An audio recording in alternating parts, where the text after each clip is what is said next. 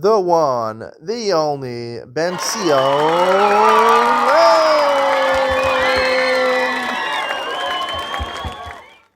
Good morning and welcome to Yeshiva YouTube. Iyun Mitzion. Today we're doing Pesachim Perek Zayin Mishnayos Tet and Yud.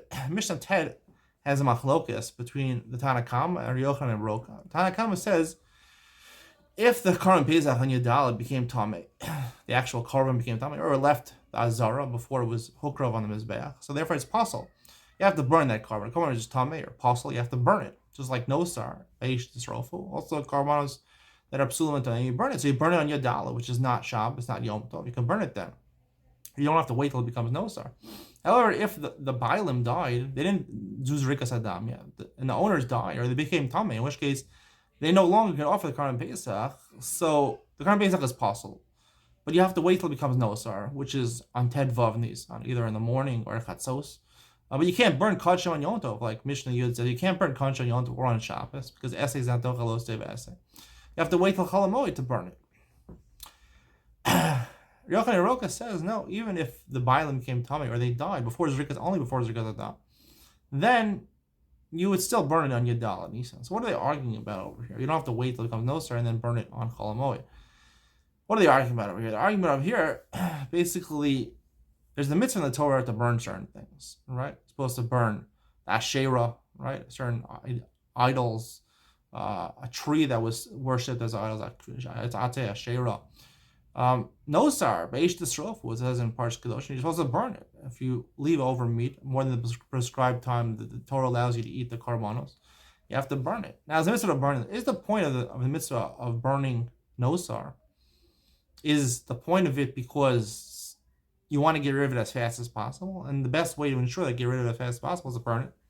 It's a practical consideration. Or is burning, like they used to burn Sfarim of the Rambam, the Ramchal, people make a conflagration, they burn something because to show enmity, they hate such a thing, right? It's a public display of hate and disgust for what this thing is.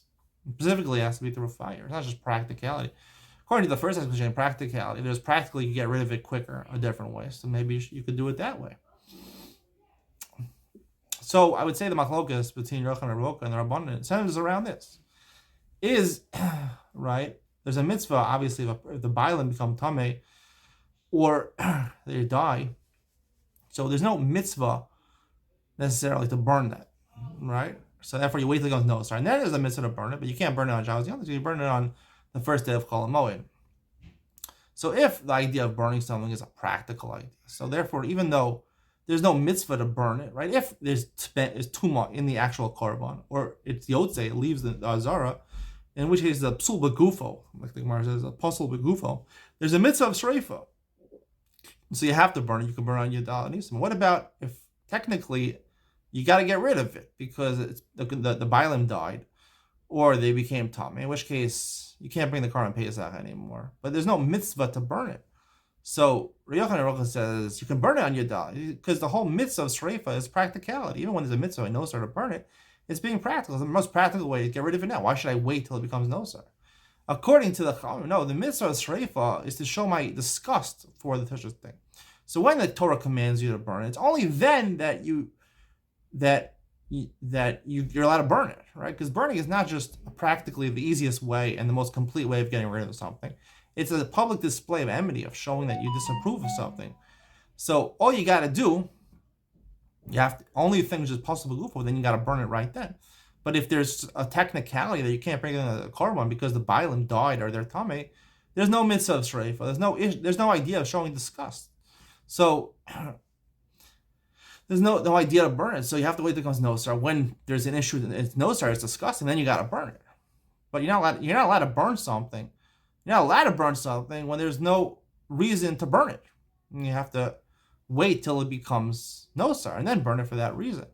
And this same machlokas, I think, you can carry it over to earlier in the Masechta, bir chametz, the mitzvah of getting rid of the chametz. Where there's a mitzvah, I'm not really sure exactly. I believe that I told you earlier in the Masechta, I believe it's part of Baal Yiram, Baal Yimat. Torah expects you not to have possession of chametz on Pesach. Right? How do I not have possession? Obviously, I got to get rid of it, bir chametz. So machlokas, Yehuda and the Rabbanan, Yehuda says, Ain't beer chametz ala sreifa. You have to burn. He holds that chametz is something which is despicable. The mitzvah of sreifa, you have to show disgust and enmity. That's why you specifically have to burn it. According to the Tanakh, you could technically burn it, but getting rid of chametz is not something which is inherently disgusting. For example, the rest of the year it's mutter. On Pesach, it has to be something we avoid, but there's nothing inherently evil about chametz. There's no mitzvah to burn it, right? You just have to dispose of it. You can flush it down the toilet. You can throw it into the sea. You have to dispose of the chametz. So practically, you're not over in Bali Rabbi Matzah. There's no mitzvah of shreifa. But according to Yehuda, the whole mitzvah of bir chametz is shreifa because chametz is something which is disgusting. And it's not called how we paskin. We paskin bir chametz. The minhag olam is the mevayir, the chametz. But I think that's symbolic. We equate the chametz with the Yetzer Hara. 10 pieces is the whole thing.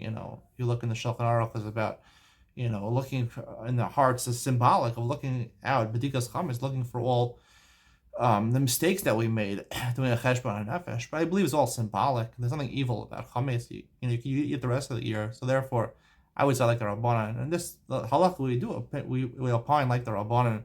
Technically, you just flush it down the toilet. You don't have to actually burn it. I believe to be makbid on this chumrah to burn it, I think is against the halacha. You shouldn't do it. Don't go to the shreifas chametz. Just put it in your garbage can. The garbage man take it away. Hope you enjoyed today's share. See you in the next one.